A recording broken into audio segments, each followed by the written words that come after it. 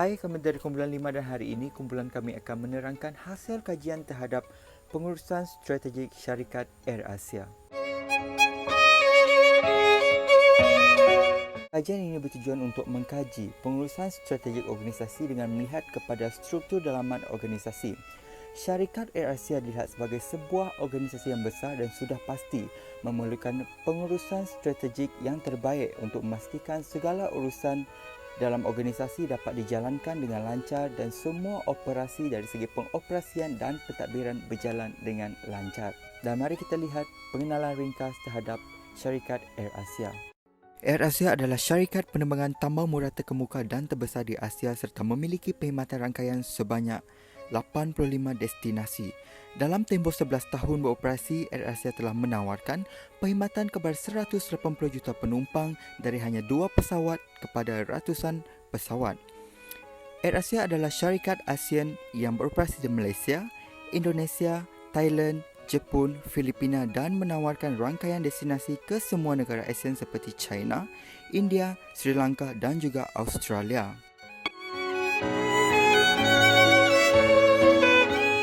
Syarikat AirAsia pada mulanya ditubuhkan pada 20 Disember 1993 dan mula beroperasi pada 18 November 1996 yang telah diasaskan oleh Kerajaan Malaysia. DRB Highcom AirAsia telah ditubuhkan semula pada 12 Disember 2001. Apabila syarikat ini telah menanggung beban hutang yang terlalu tinggi, iaitu sebanyak 40 juta. Oleh itu, ia telah dijual kepada Tony Fernandez, iaitu pengasas Turn Air dengan harga RM1 sesaham. Tony Fernandez ialah seorang usahawan dari Malaysia dan pengasas Turn Air Sdn Bhd yang telah memperkenalkan penerbangan tambang murah. Pada tahun 2003, AirAsia membuka had kedua mereka di lapangan terbang antarabangsa Senai, Johor Bahru, berdekatan Singapura dan melancarkan penerbangan antarabangsa pertama ke Bangkok. Selain itu, pada tahun 8 Jun 2004, jenis syarikat ini telah ditukar dari syarikat Sdn Bhd kepada syarikat awam dengan nama AirAsia Berhad. Sehingga kini, AirAsia masih meneruskan operasi penerbangan dengan pengoperasian yang maksimum berdasarkan situasi semasa. Seterusnya ialah carta organisasi syarikat AirAsia, iaitu ahli lembaga pengarah dan juga pasukan pengurusan. Mari kita lihat video ini untuk mengenali ahli-ahli dalam lembaga pengarah syarikat AirAsia dan juga pasukan pengurusan bagi anak syarikat AirAsia.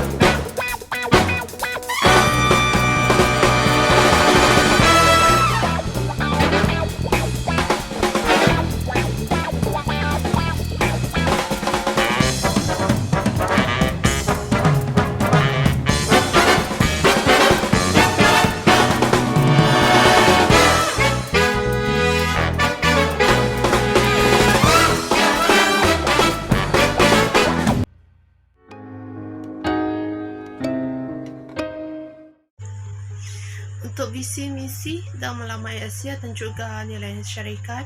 Bagi visi, menjadi syarikat penerbangan tambang rendah terbesar di Asia. Untuk misi, AirAsia pula menciptakan jenama ASEAN yang dikenali dunia, mencapai kos terendah yang menjadikan sesiapa pun boleh terbang dengan AirAsia dan mengekalkan produk berkualiti paling tinggi, merangkumi teknologi bagi mengurangkan kos dan menambahkan tahap perkhidmatan. Bagi Melama AirAsia pula, memberikan perkhidmatan kepada 3 bilion orang yang kini tidak mendapat perkhidmatan yang maksimum kerana sambungan yang kurang dan tambang tinggi. Bagi slogan AirAsia, iaitu Now Everyone Can Fly, untuk nilai terdapat 6, iaitu menyeronokkan, penyayang, bersungguh-sungguh, integriti, mementingkan keselamatan dan bekerja keras. Ini saya ingin membentangkan tentang profil corporate. Okey, AirAsia yang tidak perlu diperkenalkan di Asia dan ASEAN, di mana ia adalah syarikat penerbangan tambang murah terkemuka menghubungkan pelanggan dengan destinasi melalui 388 laluan. Pada tahun 2018, kumpulan yang merangkumi AirAsia Group dalam kurungan gabungan AOC, AirAsia Thailand, AirAsia India, AirAsia Jepun mengukuhkan kedudukan dengan 2 pencapaian terbaik, iaitu penerbangan lebih daripada 500,000 tetamu dan perkembangan dari 2 pesawat pada tahun 2001 menjadi 226 pesawat pada akhir 2018. Pengoperasian syarikat berpusat dan berpegang pada prinsip kos rendah tetapi masih mengekalkan operasi yang lancar, cekap dan efisien. Syarikat sentiasa menekankan pada pesawat untuk menjamin kemudahan pelanggan. Kedua, penawaran tambang rendah. Seterusnya saya akan terangkan tentang perniagaan yang dijalankan oleh AirAsia. Aktiviti utama syarikat ini adalah untuk menawarkan hikmat penerbangan tambang murah, bukan sahaja pergerakan domestik, malah ke destinasi di seluruh dunia. AirAsia sentiasa komited untuk menyediakan hikmat penerbangan yang terbaik kepada pelanggan dengan memandang serius dari segenap aspek. AirAsia mampu memberikan servis yang terbaik dan dapat menjamin kepuasan hati pelanggan. Kepuasan pelanggan dapat dioptimumkan dengan menyediakan pelbagai kemudahan dan keistimewaan ketika dalam penerbangan AirAsia. Syarikat penerbangan ini juga mengeluarkan pelbagai produk di bawah jenamahnya tersendiri. Penawaran pelbagai produk antarabangsa dalam penerbangan turut memaksimumkan dan memenuhi kehendak pengguna dengan tawaran yang menarik. Ini adalah tanggungjawab sosial corporate, di mana sebagai sebuah syarikat penerbangan terkemuka AirAsia sentiasa berkomitmen dalam menjalankan tanggungjawab sosial untuk membantu dalam kebajikan dan kebaikan kepada masyarakat dan organisasi. Antara tanggungjawab sosial korporat AirAsia adalah 1. Menyediakan hikmat penerbangan tambang murah melalui slogan Now Everyone Can Fly.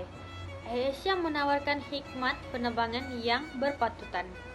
Nombor 2, penerbangan sentiasa tersedia bila-bila masa diperlukan. AirAsia beroperasi dalam keadaan yang maksimum. Hikmat penerbangan sentiasa tersedia tanpa kerana masa penerbangan tidak terhad dan fleksibel. 3. Menjadi syarikat tambang murah terbesar di Asia, di mana AirAsia sentiasa memberi perkhidmatan terbaik pada kadar tambang yang rendah. AirAsia berjaya membuktikan bahawa kos rendah tidak bermaksud kualiti rendah dan perjalanan udara yang tidak semestinya mahal.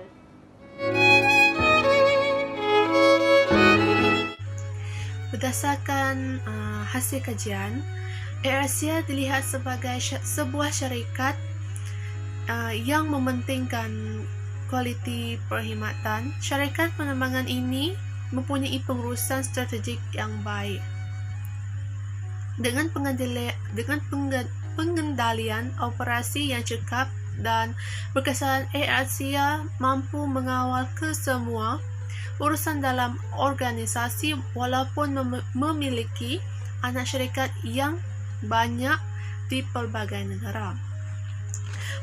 Penetapan nilai syarikat dilihat sangat baik dan mengambil kira pelbagai aspek, iaitu aspek pekerja, organisasi dan pelanggan.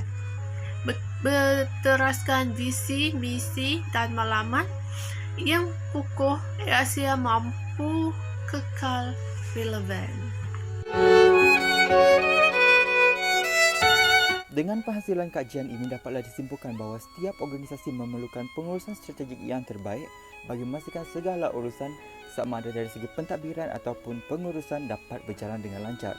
Air Asia telah membuktikan bahawa dengan kerjasama semua individu dalam organisasi, maka kualiti perkhidmatan dapat dikekalkan. Selain itu, Air Asia juga memperlihatkan bahawa setiap organisasi tidak harus berteraskan keuntungan semata-mata, malah mereka harus menggunakan platform yang ada dan peluang yang mereka ada serta kelebihan yang dimiliki untuk memberi dan membantu masyarakat untuk memberi sumbangan kepada mereka untuk meringankan beban sebagai menjalankan tanggungjawab sosial mereka. Dengan melihat kepada kejayaan syarikat Air Asia yang bermula hanya dengan 2 buah pesawat dan kini memiliki ratusan pesawat yang beroperasi, kita dapat mengambil iktibar bahawa dengan pemikiran yang kritis dan pengetahuan yang luas, sebuah permulaan yang dilihat kecil akan berakhir dengan sebuah kejayaan yang besar. Sekian sahaja dari kumpulan kami. Terima kasih.